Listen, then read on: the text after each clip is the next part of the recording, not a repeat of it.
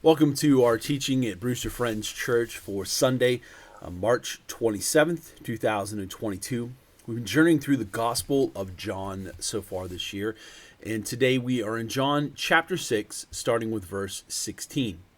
Some years ago, Max Lucado told this story in his book, The Eye of the Storm. And the story was about a parakeet named Chippy. And his owner was one day cleaning out his cage, and she took the hose from the vacuum, removed the attachment, and stuck it in the cage to clean out the bottom. Normal thing that she did a few times a week.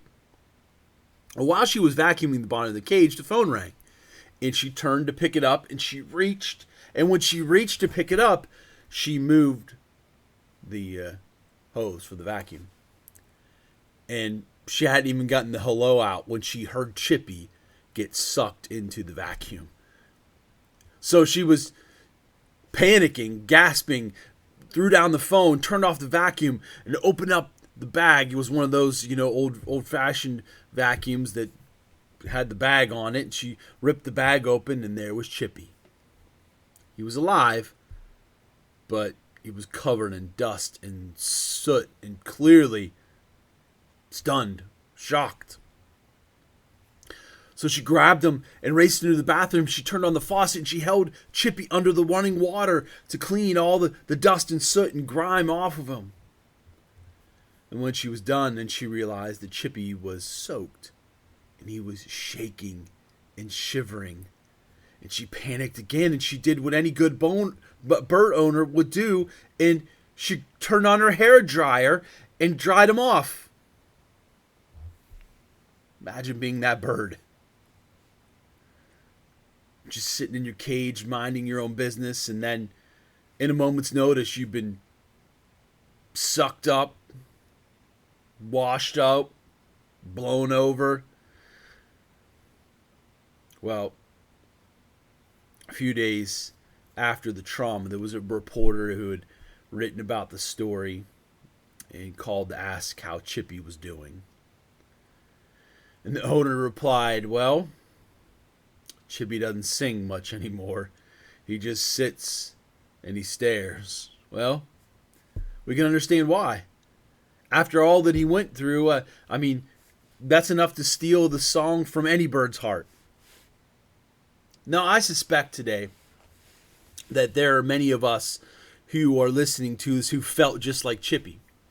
And we've just gone through life, we're minding our own business, we're doing what we do every day, and then suddenly our dreams are dashed, our spirits get shattered, our world gets turned upside down, and we never see it coming, just like Chippy. One minute we're just singing away, flying away, enjoying our life, and the next day we're blown over by life's storms. Like Chippy learned that day, we've all learned many times that life is difficult for each and every one of us in different ways, but it changes through life, but life is difficult. And sometimes the difficulties can be more than we can bear alone. Now, the truth of Scripture is that whenever anybody feels alone, God reminds them that they are not alone. But how do we recognize that? How do we realize that? How do we see that in everyday lives? In those moments when we feel alone, in those moments when we feel abandoned, in those moments when the storms set in and we feel like there's no hope to get out of them, how do we recognize that we are not alone in that? How do we recognize the presence and the power of Jesus in the midst of the storms of life, in the midst of the most trying of times, in the midst of the most difficult of circumstances? We're going to see in John chapter 6 in this familiar passage, it's a very short one, we're going to see how the disciples were reminded that Jesus was there. In a moment where they had struggled and they had given all their effort and done their best and were stuck in the storm of life and couldn't get out, Jesus comes to them and reminds them that he's there, and he helps them get out of it. And in doing so, we can see how we recognize how Jesus, the presence and the power of Jesus in the midst of the storms. that maybe you face today. So it's John chapter 6, starting with verse 16, just going to verse 21. Remember, we have just seen the feeding of the 5,000. And so this is at the night after that. It tells us that evening, Jesus and his disciples went down to the shore to wait for him. But as darkness fell and Jesus still hadn't come back, they got into the boat and headed across the lake toward Capernaum. Soon a gale swept down upon them and the sea grew very rough. They had rowed 3 or 4 miles when suddenly they saw Jesus walking on the water toward the boat. They were terrified, but he called out to them, "Don't be afraid. I'm here." Then they were eager to let him in the boat, and immediately they arrived at their destination. So we just have 6 verses here to communicate this well-known story of Jesus walking on the water. A passage that's written about also in Matthew chapter 14 and Mark chapter 6. And we'll refer to those as they help kind of fill in some of the details in some of the places. John tells us that the disciples were waiting for Jesus, but left when Jesus hadn't returned. Matthew and Mark tell us that Jesus had told the disciples to go across the lake. Some see that as a contradiction. I think they're the full picture of what's happened. John doesn't say that Jesus told the disciples to go across the lake, but I think it's clear that Jesus had to have told them to go, because I can't imagine that they think Jesus is going with him and they just leave him. What makes more sense is that Jesus told them to go and they didn't go when he told them to. They waited around until dusk and then realized, hey, we should probably get moving. He's not coming back. He told us he wasn't. He's not coming to be with us. We should get going. And the Sea of Galilee that they're crossing is 13 miles long, and at its widest point is 7 miles wide. They're crossing the northern tip, which would have been about a 5-mile journey. Now, this is nothing for a boat full of fishermen. They've traveled this sea many times before.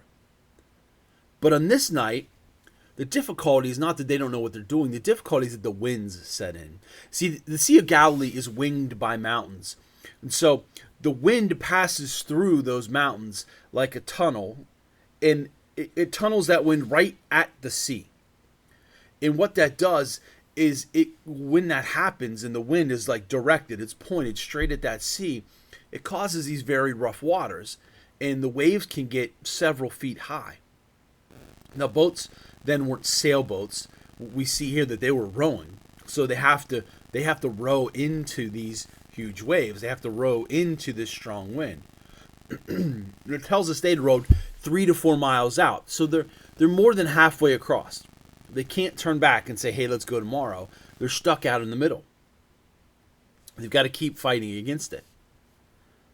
John tells us they left at dusk. Mark tells us that it was during the 3rd watch that Jesus comes out to them, which we know is between 3 and 6 in the morning. So that means they've been rowing for at least 9 hours, and they're not getting closer to the shore. They're stuck. They're exhausted. They're frightened.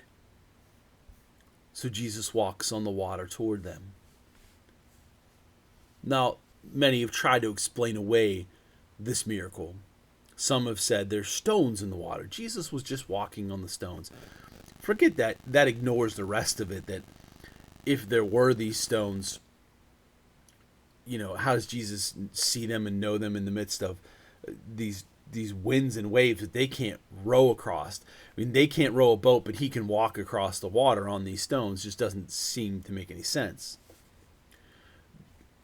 Beyond that, the sea is far too deep for there to be stones for them to walk on. These are fishermen who traveled the sea, so they would have known. They wouldn't have been that close to rocks. They wouldn't have been that close to the place where you could walk. Some have said that this, it should be translated, Jesus was walking on the shore, not on the water, but he was walking on the shore, shouting out around them. The disciples were merely close to the shoreline. Well, that doesn't make sense either. If he was walking on the shore, why are the disciples afraid? And Matthew tells us they think it's a ghost or a spirit. Why would somebody walking on the shore feel like a ghost or a spirit? And if he's walking on the shore so close that Jesus could just hop into the boat without getting wet, why wouldn't the disciples just stop rowing, tie up on the shore, and get out and wait till the storm passes? The passage is, as much as we might want to explain away some of these things that we read about in the Bible that don't sound right, that don't seem like they can happen, the passage is very clearly communicating a miracle, a sign, a wonder, where Jesus walks on the water in the midst of a storm.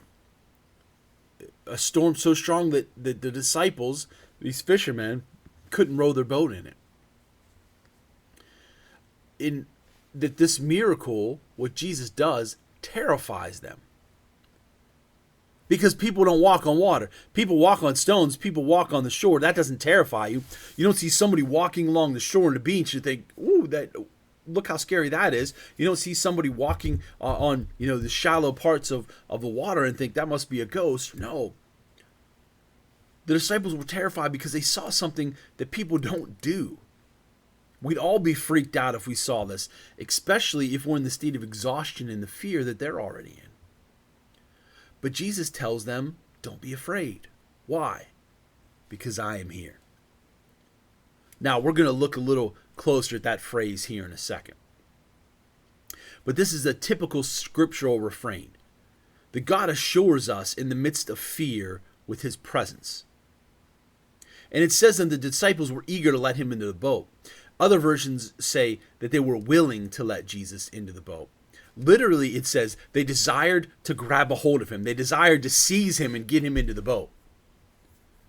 So it's less of a, hey, hop on in, Jesus, and more of a drop the oars and grab Jesus and get him in here. And the second Jesus' feet touch the boat, John says the boat immediately appears on the shore, which is a mile to 2 miles away. It's a part of this story that we overlook. It's another miracle, another sign that happens at the end. Now, this passage can seem out of place because in Matthew, Mark, and John, it always follows the passage of the feeding of the 5,000. We see that this happens the night after Jesus fed the 5,000.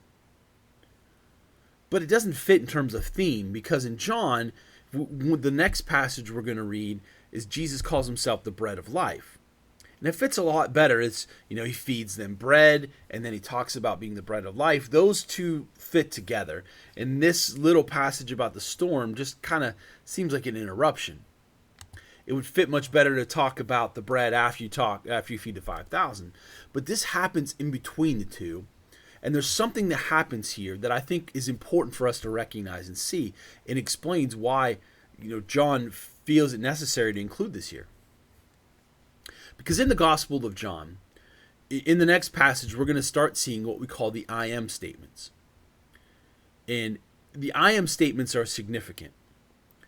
The first of these phrases occurs in John 6, I am the bread of life. And I am is Jesus saying more than just making a statement about himself. He's not just describing himself. Like I might say, I am tired. I am slow. I am this. Can be a descriptive phrase. But the phrase I am that he uses is a claim of divinity. It's Jesus saying that he is God. The use of this phrase goes back to when Moses asks God his name, and the answer is I am who I am.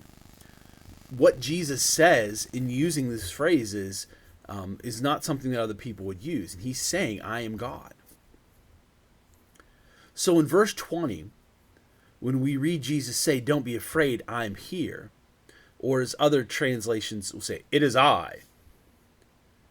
Now, if Jesus is trying to identify himself, why would he say it like that? Who says that? You're afraid of somebody and you say, it is I. Who is I? Which I is it? Wouldn't he say, hey guys, it's me, Jesus. It's Jesus, don't be freaked out. It is I. I am here. No. The literal translation would be something like this. Don't be afraid, the I am is here. Isn't just Jesus saying, hey, it's me, Jesus. It's Jesus making this declaration here that he's God. This is really the first of the I am statements. The first I am statement was not to a group of hungry bread seekers, but to disciples who had believed that he was the Messiah, who were not afraid, who were now afraid and exhausted and stuck in a storm they can't get out of. And Jesus uses the storm to reveal more of himself to them and to help them further understand who he is and what they should believe about who he is. He doesn't just want them to recognize that, hey, this is me, Jesus. He wants them to recognize, hey, this is me, Jesus, and I'm God. Matthew tells the fuller story, and it ends with the disciples saying, indeed, Jesus is the Son of God. On the shore, remember before this, everybody wants to make him their king. But now, because of what happens out on the water, they see that he is not just a king, not just a son of David. He's a son of God. He is God. And Jesus wants them to recognize him for who he is. So the question that we ask is, what do we recognize about the I am? What is it that we need to recognize about Jesus in our lives? And I want to give you 4 things here that I think God wants us to recognize that we can see in this passage. Number 1, we have to recognize that our efforts will never be enough. Our efforts are never enough. The disciples set off to do this on their own. They're the experts. They didn't need Jesus. They thought they could do it on their own. And no matter how much they rowed that boat, they couldn't get to where they were headed. When Jesus shows up, when he steps into the boat, he doesn't say, keep rowing. He doesn't say, give me an oar, I'll row with you. No. Immediately they get delivered to their destination. He doesn't need their effort. He doesn't need their strength. Sometimes we think Jesus being in our lives means he just helps us. Sometimes we think it means he's rowing with us. Sometimes we think he just uses his strength, his ability, his effort. But Jesus doesn't need your strength, does he? The grace of God requires no effort on our part. The strength of God needs no effort on our part. We need to recognize that we cannot get through the storms of life on our own, and that nothing we do changes those storms. We need to recognize that Jesus doesn't need our help to get us through those storms. Our effort is never enough. We don't need you. God doesn't need your effort. He just needs you to invite him in. Number 2, we should recognize that in the presence of Jesus, we should not be afraid. See, there's something that happens when we row ourselves into the middle of a storm. There's something that happens within us when we try and use all of our strength and we can't figure out a way out of that storm. The wind's in our face. There's opposition against us. The waves are high. They're crashing into the boat. The problems are too big for us to overcome. We've been rowing all night. We're exhausted. We're overwhelmed. We're not getting closer to the shore. There's no end in sight. And then fear starts to take over. And fear tells us the storm will never end. Fear says you're never going to get out of this mess. Fear says you might as well give up. There's no hope. And you listen to that fear. You trust your fear. You give in to your fear. But when Jesus shows up, the first thing he says is, don't be afraid. Stop listening to the fear. Because it's always our fear that's keeping us from recognizing his presence. He walks out and they're terrified because they don't realize it's him. Fear has even lied about the presence of Jesus. Fear has even lied to them about who Jesus is. It's always our fear standing in the way of him. And until we recognize our fear and the lies it tells us, then we won't recognize Jesus. Recognize that no matter how big the storm is, you don't have to be afraid. Number 3, we recognize that storms happen. Even with Jesus, storms happen. If the disciples are anything like the rest of humanity, which they are, then they would blame Jesus. He sent them off to the other side of the lake. They're just following directions. Neglecting, of course, to remember that they didn't go when he told them to, and that they would have already been on the other side of the lake long before the storm if they'd have just listened to him. Nevertheless, even when they were just listening and following Jesus, storms happen. There's always going to be opposition in our lives. There's always going to be problems and pains and struggles and sickness. Jesus being in our lives, it doesn't make it all unicorns and rainbows. Doesn't make everything okay. Recognizing and following Jesus isn't going to change the truth that there are storms in this world. And maybe you make mistakes or some poor choices that have brought on those storms. Maybe it's just something you thought you could tackle, and now you're overwhelmed once you get in the middle of it. Maybe it's just the brokenness of this world that you can't avoid setting in on you. Before you get stuck in a storm, recognize that storms are there and storms are real. But before you can overcome the storm, you have to recognize the storm for what it is, so you can recognize that the storm is too big for you on your own. Until we admit the storms are there, until we admit they're real, until we admit that they're a part of life, we can't admit that they're a problem too big for us to overcome. Recognize that storms exist in your life. Which leads us to number 4. When we recognize the storms in our life, we can then recognize that Jesus is greater than the storm. The storm ends when Jesus gets in the boat. Jesus didn't jump into the boat on his own, though. He doesn't just show up and take over. The disciples had to recognize their need for him. They had to grab a hold of him and pull him into the boat. They had to be willing to invite Jesus to take over the boat. In doing so, what they're saying is, we've rowed. We have tried our efforts. We recognize this is a storm, and we are afraid. And we recognize we put ourselves in a place we can't get out of, so we need you to come into the boat and take over. If you're willing to recognize the storm, and you're willing to recognize this storm is too great for you, and you're willing to recognize that no matter how hard you try, you're not going to get yourself out of it, then you are in exactly the place you need to be to recognize that Jesus is the only one who the storm is not too great for. He's the only one who's greater than the storm. He's the only one who calms the wind and the waves. He's the one who can deliver you to the shore. And when you recognize that the I Am is here, then you'll finally have found the one who can save you from the storm you can't save yourself from. I read about a helicopter pilot who was flying from an aircraft carrier in the Pacific Ocean. And he wrote about how he was flying the helicopter back to the ship. And as he was flying back, a fog rolled in. And he's flying at a lower altitude, and a single mistake would cause him to plunge him and everybody in the helicopter into the ocean. But worse than that, he said he was experiencing a loss of balance. Because in that moment, when the fog rolls in and you can't see where you're going, you can't trust your feelings. You can't trust where you think things are. You just have to use the instruments. And sometimes it's a common issue when pilots are flying just by their instruments to experience this loss of balance.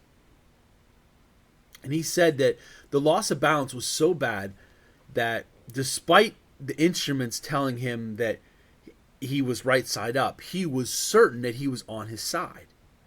That somehow he was falling over. And for 15 minutes, he flew that helicopter by its instruments, fighting that urge to jerk it back up to feel like he was sitting up. The instruments were telling him he was up, but everything within him was telling, no, you're sideways. But he kept using the instruments, and finally they broke through that fog. And he wrote that he was deeply thankful that he'd been trained to not rely on his feelings, but to rely on his instruments. Some of you are stuck in a storm right now. And I don't know what that storm is. Maybe it's you made some bad choices. Maybe you didn't listen to what God's told you to do. Maybe you went your own way. Maybe you've tried it yourself. Maybe you're just rowing and you're stuck. Maybe it just happened and it's just out of your control. Maybe you didn't see it coming and you rowed yourself into something that you didn't realize was going to be there. And now you're feeling overwhelmed. You're afraid. You feel hurt. You feel angry. You feel like it's only getting worse. You feel like it's never going to end. You feel like you have it under control when life is spinning all over the place. You feel like you can figure a way out. You feel like you've got a solution. You've got the answer. You feel like you're strong enough. But as followers of Jesus Christ, we live by faith and not our feelings. We understand those feelings, like fear, are deceiving. So God has given us instruments to trust, instruments that are reliable and trustworthy and consistent. Instruments like the truth of His Word that always gives us direction, a lamp unto our feet in the midst of the darkness of this world. Instruments like prayer to invite Him into our boats, to grab a hold of His power and presence. Instruments like the Holy Spirit, so we know that the great I Am is always with us. In every fear, in every storm, in every trial, He's there. Because storms are going to come. Storms that you choose and storms that you don't. Storms that you caused and storms that you don't. Storms you saw coming and storms you don't. And your feelings are going to get you caught up in that storm and get you overwhelmed in that storm. In Christ Jesus, we learn to set aside those feelings and live by faith, to trust the instruments that we've been given, to trust the one who's ready to jump in the boat with you, even if it's sinking. Trust that He is with you, even if you can't see Him yet. You know, Mark tells us that Jesus walked on the water out to that boat because He could see the sea from where He was praying. And He saw out on that sea that His disciples were struggling. He saw their storm. Even when they couldn't see Him, He saw them. His eye was on them the whole time. And when He saw how they felt, He went to them and He offered His presence. He was always there. He was there before He walked on the water. But He went to them and offered His presence, His power, offered Himself. The promise is there that Jesus sees you in the storm. He promises that He'll walk right into that storm with you. No matter how strong or difficult or painful or long it may be, He promises to ride the waves of that storm with you, and He promises He'll bring you through it, right to where He wants you to be. Right now, the wind might be blowing in your face. Maybe you're exhausted from all the effort you've given, overwhelmed by the waves, like life is spinning out of control. But don't be afraid because of what you feel. Don't be afraid because the I Am is here. Recognize that the I Am is here with you and for you, no matter what storm you face today.